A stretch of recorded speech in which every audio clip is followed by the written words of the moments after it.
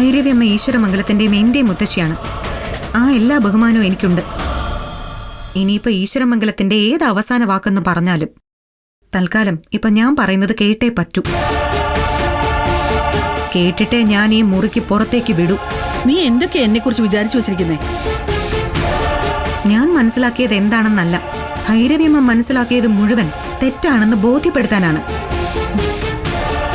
ഇത് എന്റെ അവസരമാണ്, എന്റെ മാത്രം അവസരം. ഞാൻ പറയുന്നത് കേട്ടേ പറ്റൂ. ചില സത്യങ്ങൾ ഭൈരവിയമ്മയെ ബോധ്യപ്പെടുത്താൻ 1-2 തെളിവുകൾ വേണമായിരുന്നു എനിക്ക്.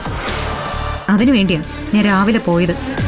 എല്ലാം ശേഖരിച്ച് ലാപ്ടോപ്പിൽ ഭദ്രമാക്കിയിട്ടുണ്ട് ഞാൻ. എന്ത് തെളിവാ നിനക്ക് ഹാജരാക്കാനുള്ളത്? നിന്റെ സ്വഭാവം ഇങ്ങനെയൊക്കെയാന്ന് വസുന്ധര നേരത്തെ എന്നോട് പറഞ്ഞിട്ടുണ്ട്. അവിടെയാണ് ഭൈരവിയമ്മയ്ക്ക് തെറ്റിയത്. ഈ ഈശ്വരമംഗലത്തിന് ശത്രു എന്ന് പറയാൻ ഒരൊറ്റ ആളേ ഉള്ളൂ. അതാരാണെന്നറിയാമോ? ഭൈരവിയമ്മ ഏറ്റവും കൂടുതൽ വിശ്വസിക്കുന്ന വസുന്ധര ആന്റി തന്നെയാണ് ഈ കുടുംബത്തിന്റെ ശത്രു. നിർത്തടി. ഈ തറവാടിന്റെ അടുത്ത അവകാശിയാവേണ്ട ആളെക്കുറിച്ചാണോ അനാവശ്യം പറയുന്നത്? ഞാൻ പറഞ്ഞത് അനാവശ്യമാണോ അല്ലയോ എന്ന് ഞാനിപ്പോ കാണിച്ചു തരാം.